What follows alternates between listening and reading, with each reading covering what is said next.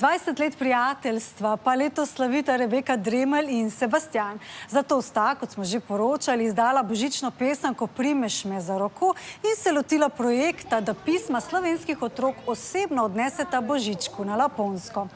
To sta zdaj uspešno storila, vrečo s približno 300 pismi sta predala dobremu možu, ga pozdravila in mu seveda tudi zapela svojo novo pesem.